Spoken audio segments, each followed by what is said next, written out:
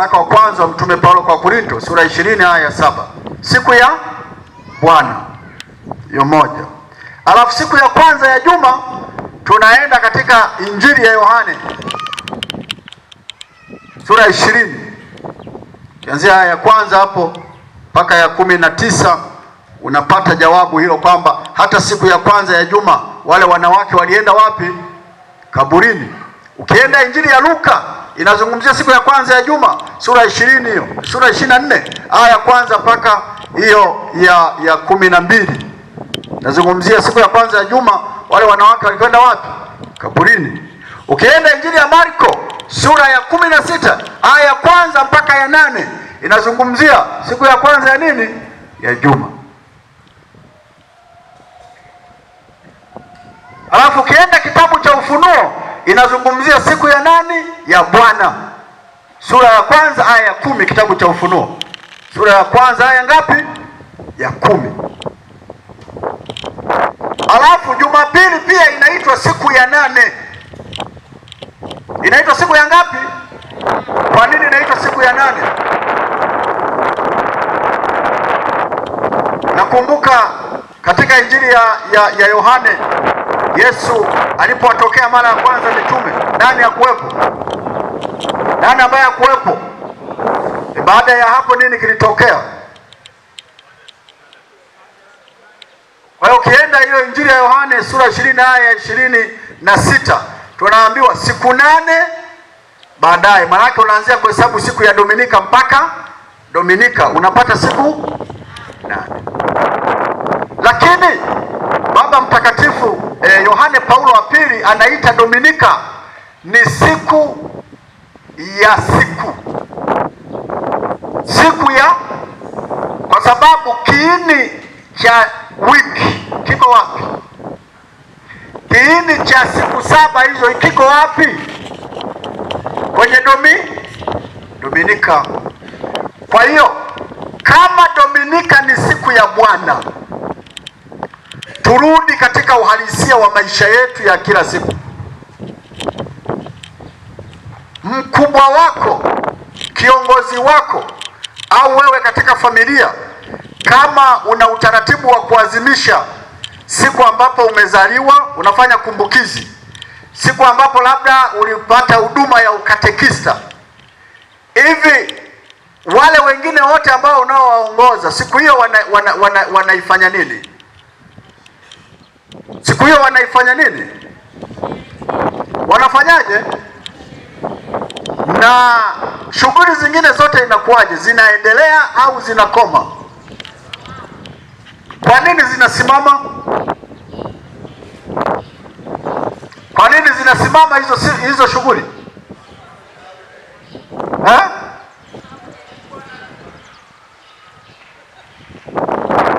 Kwa nini? Karibia hapa asilimia kubwa anaadhimisha siku ya kumbukumbu ya kuzaliwa kwake, si ndio? Lakini kuna watu wengine wakitaja kwamba jamani, leo mimi ndio nafanya kumbukizi ya kuzaliwa kwangu, kama ni mkubwa zaidi katika maisha ya kiuongozi, maana yake siku hiyo tutampongeza, tutafanya sherehe na shughuli zingine zote zinafanyaje? Zinasimama kwa sababu tu ya siku ya kuzaliwa huyu mkubwa wetu, huyu kiongozi wetu. Sasa Dominika tumesema ni siku ya nani? Kwa hiyo tunajua kwamba Dominika ndio siku ya kuzaliwa katika ukombozi, ndio siku ya kuzaliwa katika, na aliyetuzaa katika ukombozi ni nani? Ni Yesu. Kwa hiyo kama ni siku ya Bwana, na sisi tunasema kwamba katika ubatizo tunakufa pamoja na nani na tunafufuka pamoja na nani, kwa hiyo tunakuwa tumeunganika na nani? Naomba tusome sasa waraka Mtume Paulo kwa Warumi sura ya 6 tuanzie aya ya 3. Waraka wa Mtume Paulo kwa Warumi sura ya 6 kuanzia aya ya 3.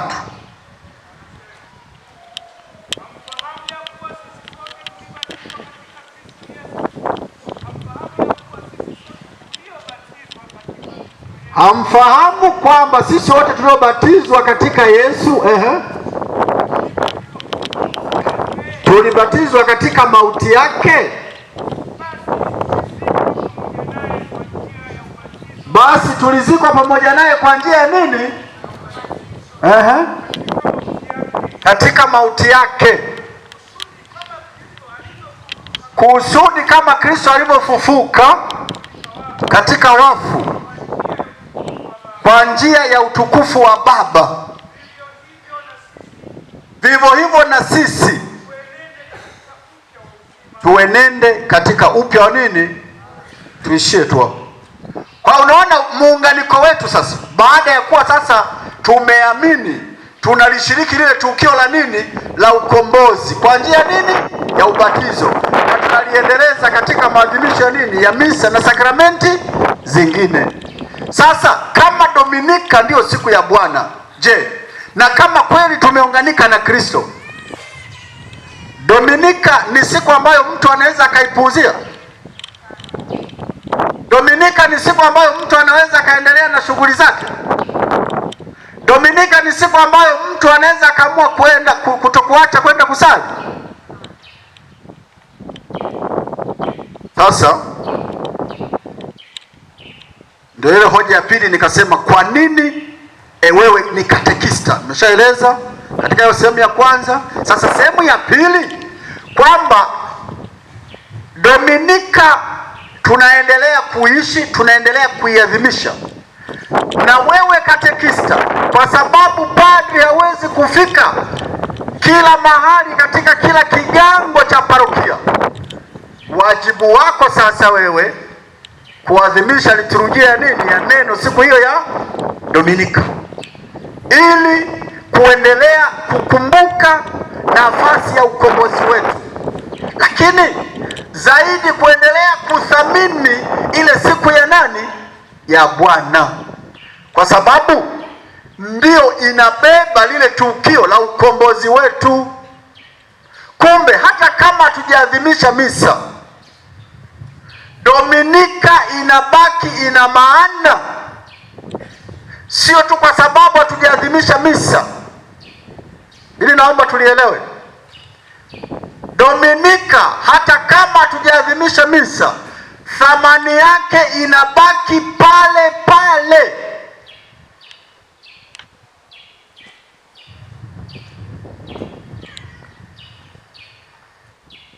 Kwani siku ambapo unasherehekea kumbukizi yako ya kuzaliwa, hata kama hautosherehekea siku hiyo, ile thamani ya wewe katika kuzaliwa na kufanya kumbukizi hiyo, hata kama hujafanya sherehe, inaondoa maana ya siku hiyo ya kuzaliwa. Sasa kwa nini nimesisitiza hapo? Nimesisitiza hapo kwa sababu kanisa lilipoandaa utaratibu wa kuadhimisha liturujia ya neno ambao mnaita ibada ya Dominika bila padri, limeeleza nafasi ya Dominika. Kumbe kabla ya kuanza misa, uwaze nini maana ya Dominika.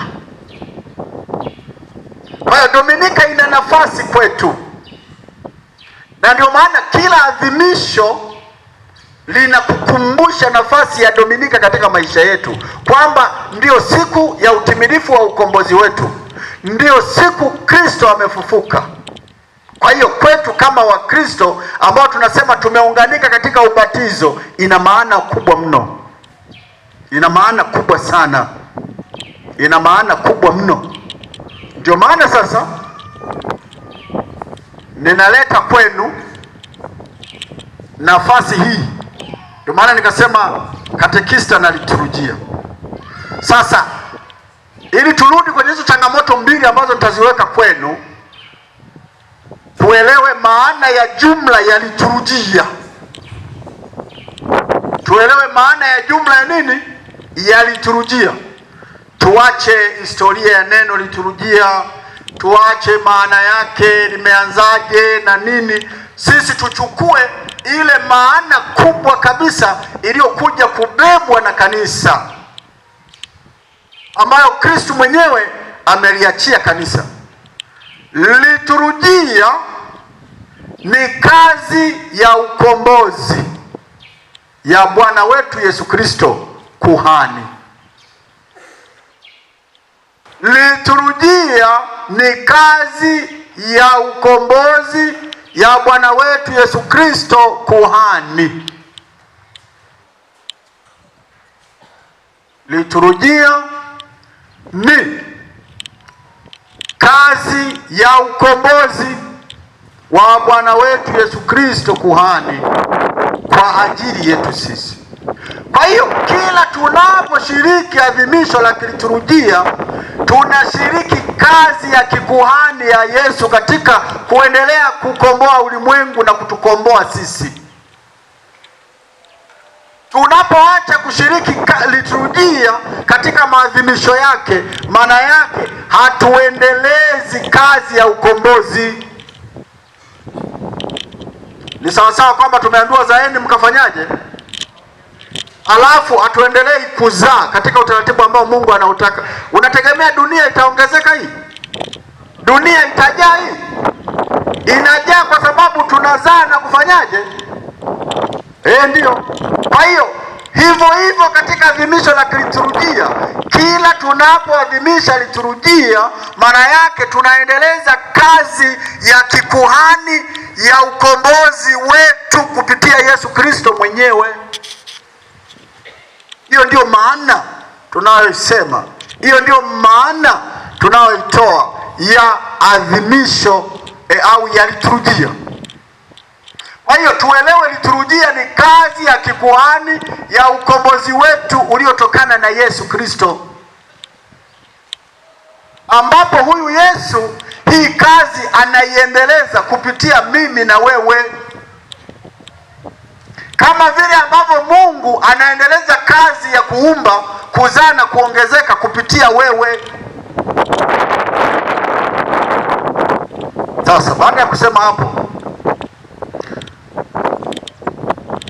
naomba sasa turudi kila mmoja kwenye kigango ambacho amekabidhiwa au mpo mnafanya utume. La kwanza tuanze na siku hiyo ya Dominika.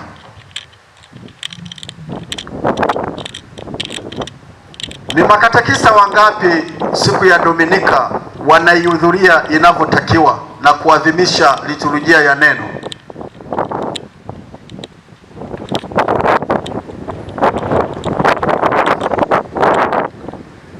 Je, hakuna malalamiko yaliyopo kwamba siku ya Dominika katekista hajaenda kwenye adhimisho la liturujia neno?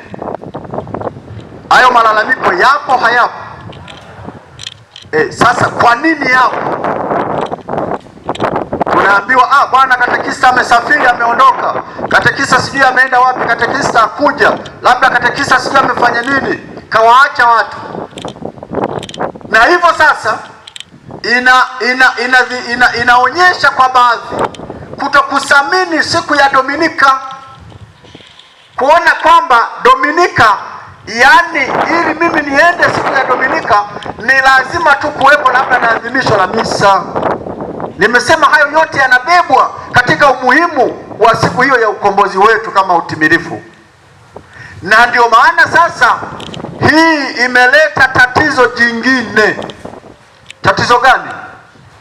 Asilimia kubwa ya Wakristo wenzetu, siku ambapo katekista ataongoza liturujia ya neno siku ya Dominika, hem, niambie idadi ya Wakristo wanaokuwepo siku hiyo. Na siku ambapo padri atakuja kuadhimisha misa, idadi inakuwaje ya watu?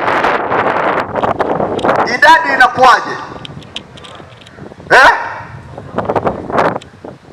Kwa nini wewe utakapoongoza hiyo liturujia ya neno siku ya Dominika wanakuwepo Wakristo wachache? Kwa nini? Kwa nini? Unadhani ni kwa sababu unaongoza wewe katekista mlei mwenzao? Wengine wanaweza wakawa na mawazo hayo. Anaongoza nani? Utasikia ibada ya katekista. Sasa sijui katekista una ibada wewe, katekista unamiliki ibada utasikia ibada ya katekista, mimi siendi, nasubiri Jumapili ijayo, tumeambiwa padri atakuja. Tatizo sio kwa sababu anaongoza katekista. Tatizo lipo kwa sababu hatujaelewa kwa asilimia kubwa nini maana ya Dominika. Yaani laiti kama tungeelewa nini maana ya Dominika, nini kilitokea siku ya Dominika, hakuna Mkristo yeyote ambaye anaweza kuacha kwenda kuadhimisha siku ya nini? Ya Dominika. Hawezi. Kama nyinyi miongoni mwenu ni mashahidi, kama kuna watu huwa hawaachi kwenda siku ya gulio au mnada, si ndio? Na bahati mbaya mnada kama umetokea Jumapili, sasa yaani Mkristo anaacha kwenda siku ya Dominika kwenye adhimisho hilo, iwe liturujia neno au misa, kwa sababu ya nini? Kwa sababu ya nini? Ya mnada. Mtu anaacha kabisa kwenda, lakini huyu ni kwa sababu hajaelewa nini maana ya Dominika. Sasa kama wewe katekista hauelewi maana ya Dominika, na huyu ambaye umekabidhiwa kumwongoza huko kwa niaba ya askofu na paroko haelewi, maana yake kuna baadhi ya vigango kadiri ya taarifa siku ya Dominika unakuta hakuna hata mtu huyu. Uongo ukweli?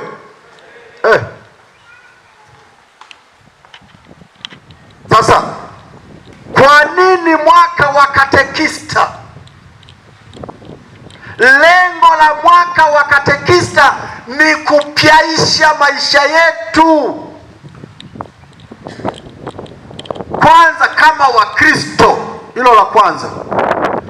Pili, kama wahudumu ndani ya kanisa kwa nafasi hiyo ambayo tumepewa. Ndio maana tunakumbushwa, naomba tusome kitabu cha Ufunuo sura ya 2 aya ya 5 na ya 6.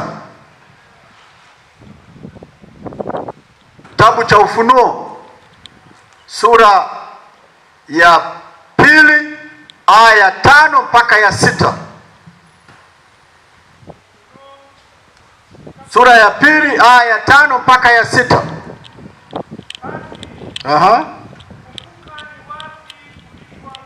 Kumbuka ni wapi ulipoanguka, ukatubu,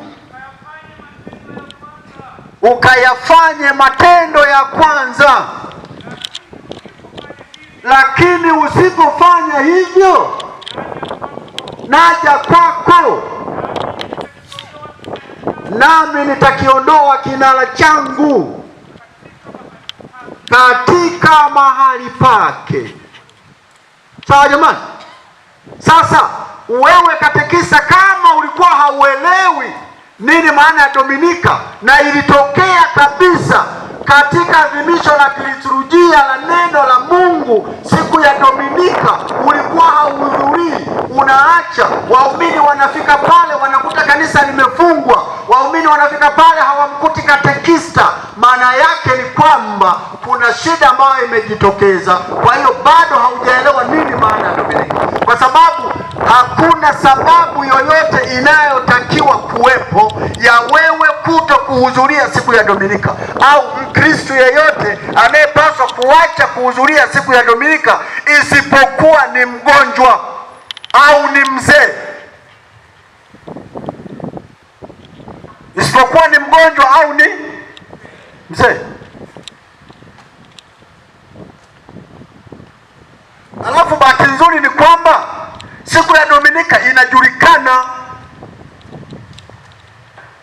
Siku ya Dominika inafanyaje? Inajulikana. Kwa hiyo hili ni eneo la kwanza. Tunapotafakari mwaka wa makatekista ambao Mwadhama Protas Kardinali Rugambwa, askofu wetu mkuu, ameona kabisa kwamba tutafakari juu ya huduma katekista. Haya yote ni lazima kila mmoja aingie ndani aone kwamba mimi niko wapi. Kwa hiyo nitafute wapi nilipo. Hapo neno limesemaje? Angalia wapi ulipo anguka. Hilo ni eneo la kwanza ambalo tuna changamoto katika kuelewa siku ya Dominika. Katekista mwenyewe na wale ambao amekabidhiwa anaoishi nao katika kigango. Kwa hiyo unakuta vigango kimefungwa siku ya Dominika. Kwa hilo la kwanza. La pili, katekista na liturujia, maana yake wewe katekista ni msimamizi pia wa mambo ya kiliturujia, kuelewa adhimisho zima la misa. Ni makatekista wangapi tunaelewa adhimisho la misa? Au mnapokuwa huko kigangoni, mnapoongoza hiyo liturujia ya neno, waumini ni kwa namna gani wanajua hiyo liturujia tangu mnapoanza mwanzo mpaka mnapomaliza? Waumini wanaifahamu vizuri hiyo liturujia ambayo nyinyi mnaiongoza? Unajikuta katika adhimisho katekista unaitikia peke yako mwanzo mpaka mwisho, alafu waumini wapo na upo nao kila siku, lakini umeshakaa nao miaka, lakini hawajui waamini kuitikia ile liturujia ya neno la Mungu ambalo wewe katekista unaliongoza. Niambieni hapo inakuwaje? Inakuwaje hapo?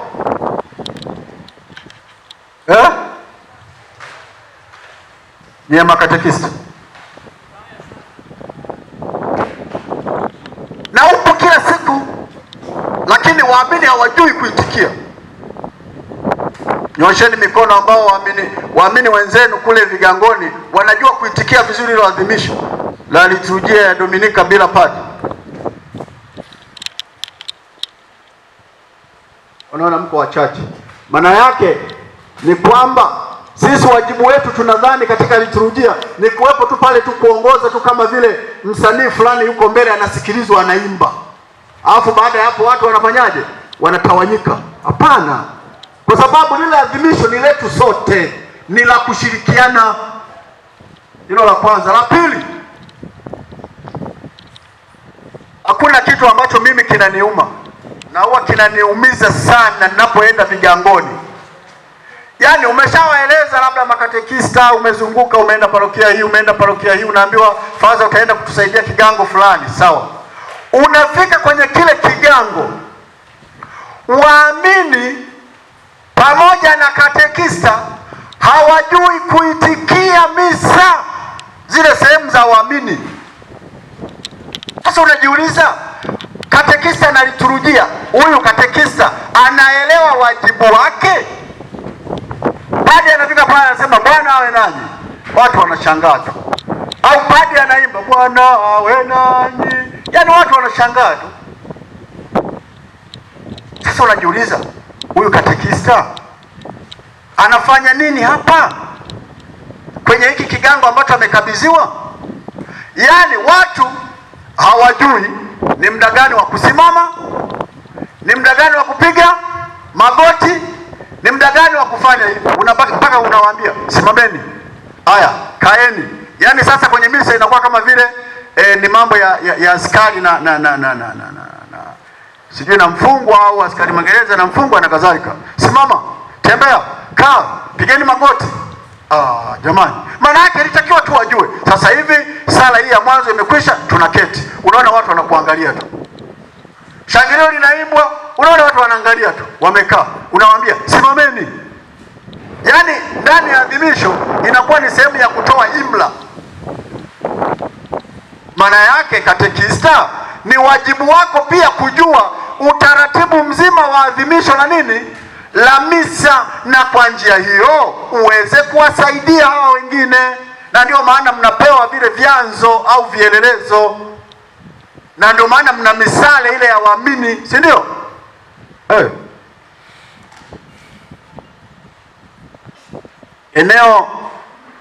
Eneo la tatu, changamoto ya tatu,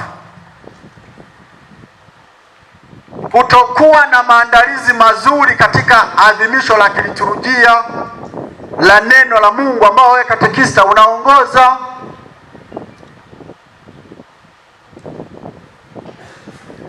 Hivi makatekista wangapi ambao huwa anaingia kwenye adhimisho la kiliturujia siku hiyo anajua masomo ya siku hiyo? Wangapi? Yaani kuna katekista anaingia hajui masomo, ndio anaanza kuyasikilizia hapo. Alafu unajiita katekista, si ndio? Unajiita nani? Yaani hajaandaa wiki nzima hiyo, hajaandaa.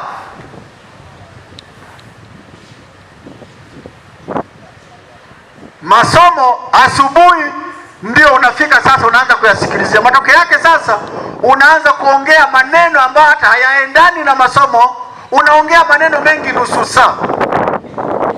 Mwisho wa siku unaanza tu kuongea maneno tu ya kuwatukana wenzako, sijui kusengenya, sijui kufanya nini, kuwasema watu. Tunageuza adhimisho la misa sehemu ya kushirikishana neno la Mungu kama sehemu ya kusemana. Umekasirishana na sijui na kiongozi fulani na muumini fulani na kikundi fulani, hapo ndipo unafikiri sasa ndio kutema nini? Nyongo. Sasa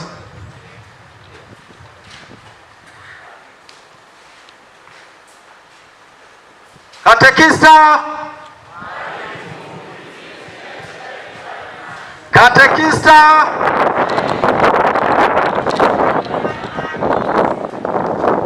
hayo ndiyo mambo ambayo nimependa kuyashirikisha ndani ya adhimisho la kiliturujia na kuelewa kiini cha kiliturujia katika maisha yetu sisi wa Kristo, na zaidi sisi kama waamini walei ambao tumekabidhiwa huduma hiyo ya ukatekista katika vigango vyetu. Na ndio maana nikasema sasa mwaka huu wa katekista umsaidie katekista, utusaidie sisi mapadri, uwasaidie waamini walei wengine kuona nafasi ya katekista. Lakini katekista mwenyewe atambue hiyo nafasi kubwa kabisa ambayo kanisa limefanyaje? Limemkabidhi. Aipende, aithamini, aiishi, aitumikie vizuri, ukijua kabisa kwamba wewe umekuwa katekista kwa sehemu ya kwanza kwa sababu ya kutoa huduma ya liturujia ya neno, na sehemu ya pili kuingia katika kazi ya ufundishaji, katika kuwahubiria habari njema wale ambao bado hawajahubiriwa, tunaoandaa kama wakatukumeni, lakini pia tunapoandaa adhimisho kwa ajili ya hao wa komunio ya kwanza, kwa ajili ya kipaimara, kwa ajili ya ndoa na maadhimisho mengine na mambo mengine yanayotuhusu. Kristo tumaini letu. Katekista. Basi tunaendelea kuwapongeza katika mwaka wenu huu, na Mungu awabariki sana. Asanteni.